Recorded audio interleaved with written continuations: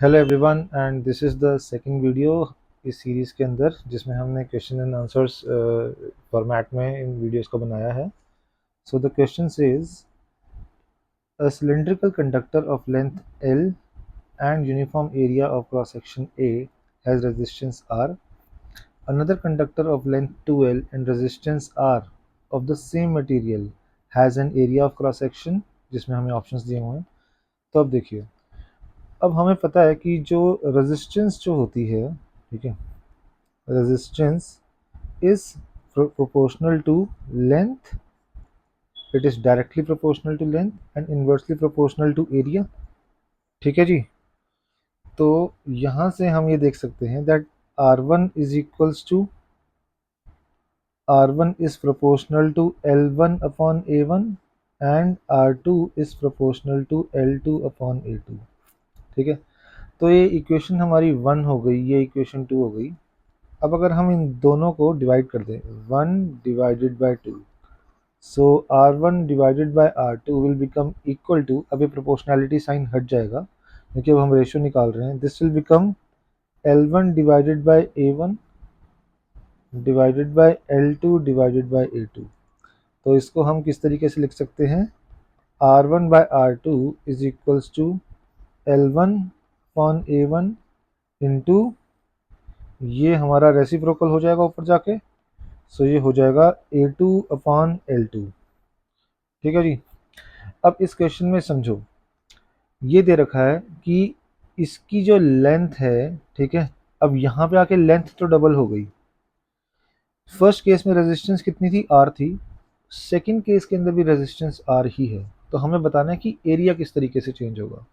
सो ये चीज़ हमें समझ में आ गई इस क्वेश्चन में कि R1 is equal to R2 is equal to R। तो यहाँ पे R1 और R2 की जगह मैं सिर्फ R लिख दूँ, R upon R is equals to L1 upon A1 into A2 divided by new length हमारी कितनी थी, न्यू लेंथ हमारी डबल थी, तो मैं इसको 2L1 ही कर देता हूँ।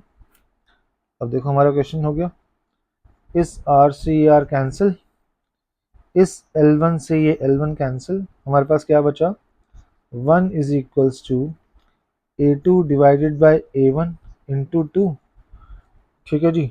हमने क्या निकालना था, हमने सेकेंड एरिया निकालना था, तो हम इन दोनों वैल्यूज़ को यहाँ लेके आ जाएंगे, क्रॉस मल्टीप्लाई कर देंगे, तो हमारे A2 की वैल्यू आ जाएगी 2 टाइम्स A1। तो जो हमारा नया एरिया आया है या नया एरिया जो होना चाहिए इस केस में, that should be twice the first area. तो हमारे कौन सी ऑप्शन करेक्ट है, ऑप्शन सी। चलो नेक्स्ट क्वेश्चन देखते हैं। इस क्वेश्चन में कह रहा है, a student carries an experiment and plots the VI graph of 3 samples of nichrome wire with resistance R1, R2 and R3 respectively. Which of the following is true? अब इसके अंदर ना हमें ये ग्राफ दे रखा है, ये करंट है और ये वोल्टेज है। ठीक है जी। अब ये रेजिस्टेंस 1, 2 एंड 3 हमें बताना है कि ये इक्वल हैं या किसी असेंडिंग या डिसेंडिंग ऑर्डर में है। चलो, अब हमें एक चीज़ पता है अपने थ्योरी से कि जो करंट होता है this is inversely proportional to the resistance. कैसे, ये देखो ना, V is equals to I into R. So I को हम क्या लिख सकते हैं, V upon R. So resistance जो है यहाँ पे डिनोमिनेटर में तो है, तो इसको मैंने इस तरीके से लिख दिया that current is inversely proportional to R. ठीक है जी। सो अब जहाँ पे करंट ज़्यादा होगा, ठीक है जी, जहाँ पे करंट ज़्यादा होगा वहाँ पे रेजिस्टेंस क्या होगी, कम हो जाएगी। ठीक है जी। जहाँ पे करंट कम होगा वहाँ पे रेजिस्टेंस क्या हो जाएगी, ज़्यादा। ओके। सो इसके थ्रू हमें ये पता लग जाता है कि जो R3 है, ठीक है, वो सबसे ज़्यादा है, R1 जो है वो सबसे कम है और बीच में बचा R2। So correct option for this question is option C. ये देखो। ओके, नेक्स्ट क्वेश्चन देखते हैं। नेक्स्ट क्वेश्चन में कह रहे हैं that if current I through a resistor is increased by 100%. Assume that temperature remains unchanged, then the increase in power dissipated will be। ठीक है, और इसमें ऑप्शन दिए हुए हैं 100%, 200%, 300%, 400%। अब यहाँ पे करंट और पावर के बीच में हमने रिलेशनशिप देखना है, करेक्ट। तो हमें पता है करंट और पावर के बीच का जो रिलेशनशिप होता है वो ये होता है that power is directly proportional to I square. कैसे? पावर का वो फॉर्मूला है ना, power is equals to I square into R. तो इसी फॉर्मूला से हम ये कंक्लूड कर सकते हैं that power is directly proportional to the square of the current. ठीक है जी। अब यहाँ पे हमें फिर से रेशियो निकालनी है, कंपैरिजन निकालना है that if the current I through register is increased 100%। Current 100% increase हो गया, मतलब पहले करंट अगर 1 एम्पियर था, अब वो 100% से इंक्रीज होके 2 एम्पियर हो गया, मतलब डबल हो गया इसके अंदर। ठीक है जी।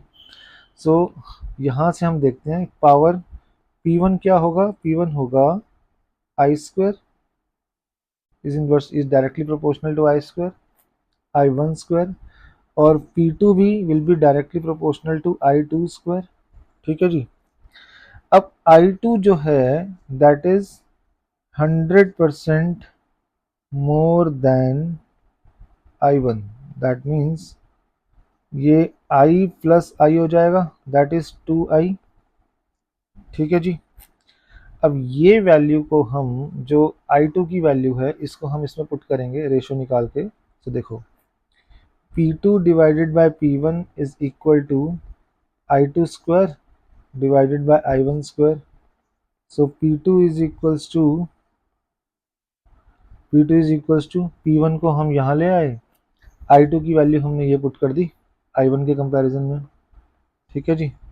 सो ये हमारा हो जाएगा I1 2 टाइम्स I1 का स्क्वायर डिवाइडेड बाय I1 का स्क्वायर। सो यहाँ से हमारी P2 की वैल्यू आ गई P1 into 4 times I1 square divided by I1 square. अब ये I1 स्क्वायर और I1 स्क्वायर कैंसिल हो जाता है और हमारी P2 की वैल्यू आ जाती है 4P1। मतलब अगर हमारा करंट 100% से इंक्रीज हो रहा था, 100% से इंक्रीज होके ये बन गया था 2I, तो हमारी पावर कितने परसेंट इंक्रीज हो रही है? 400% टोटल हो गई। ठीक है जी। मतलब इंक्रीज कितने से हुई? इंक्रीज 300% से हुई। कैसे? देखो ओरिजिनल पावर कितनी थी? P। इसमें कितनी पावर ऐड हुई है? ओरिजिनल पावर थी हमारी P1, इसमें कितनी पावर ऐड हुई है? 3P1, तभी तो ये 4P1 बना। तो इंक्रीज कितने का हुआ? इंक्रीज हुआ 300%। ठीक है। वहां पे 4P1 आया है तो प्लीज 400% मत लिखना, मैंने भी गलत लिख दिया। 400% मत लिखना, ये 300% है। ओके जी। नेक्स्ट क्वेश्चन देखते हैं। ये क्वेश्चन कह रहा है the resistivity does not change if the material is changed. ठीक है। और the temperature is changed, the shape of the resistor is changed, और both material and temperature are changed. अब देखो रेजिस्टिविटी जो होती है वो मटेरियल के ऊपर ही तो डिपेंड करती है, सबसे इम्पोर्टेंट। और अगर हम किसी भी कंडक्टर का अगर हम टेम्परेचर चेंज कर देंगे तब भी रेजिस्टिविटी चेंज हो जाती है। इसका मतलब ये नहीं हो सकता because resistivity totally depends on the material, it is also dependent on the temperature. और ये भी नहीं हो सकता क्योंकि इसमें मटेरियल और टेम्परेचर दोनों हैं। तो करेक्ट ऑप्शन इसमें क्या आता है? Option C, that resistivity does not change if the shape of the resistor is changed. Shape से कोई फर्क ही नहीं पड़ता रेजिस्टिविटी को। चलो जी, आइए अब हम दूसरा क्वेश्चन करते हैं। नेक्स्ट क्वेश्चन ये कह रहे हैं that in an electrical circuit two resistors of 2 ohms and 4 ohms respectively are connected in series to a 6 volts battery. The heat dissipated by 4 ohm resistors in 5 seconds will be। सो ये कितनी heat कर रहा है? ठीक है। देखो हमारा heat का जो फॉर्मूला होता है, ठीक है, हीट का फॉर्मूला एक सीरीज सर्किट में हम क्या लेंगे? आई स्क्वायर आर इंटू टी। ठीक है जी। अब यहाँ पे हमने क्या निकालना है, heat dissipated to 4 ohm resistor. तो हमें रेजिस्टेंस पता लग गया 4 ओम लेनी है, टाइम भी पता लग गया 5 सेकंड्स लेना है, लेकिन इस 4 ओम रेजिस्टर से कितना करंट जा रहा है पहले हमें वो तो कैलकुलेट करना पड़ेगा। तो आओ देखते हैं। ये सर्किट कुछ इस तरीके का बनेगा। ये हमारा सर्किट है जिसमें ये 2 ओम रेजिस्टेंस है, ये 4 ओम रेजिस्टेंस है। ठीक है जी। ये एक बैटरी के साथ कनेक्टेड है, 6 वोल्ट्स की बैटरी। ओके। और इसके थ्रू अब कोई करंट पास कर रहा है। देखो हम पहले करंट निकाल लेते हैं, क्योंकि ये सीरीज सर्किट है तो इसका आर टोटल कितना हो जाएगा, R1 plus R2 which is equal to 2 ohms plus 4 ohms that is 6 ohms।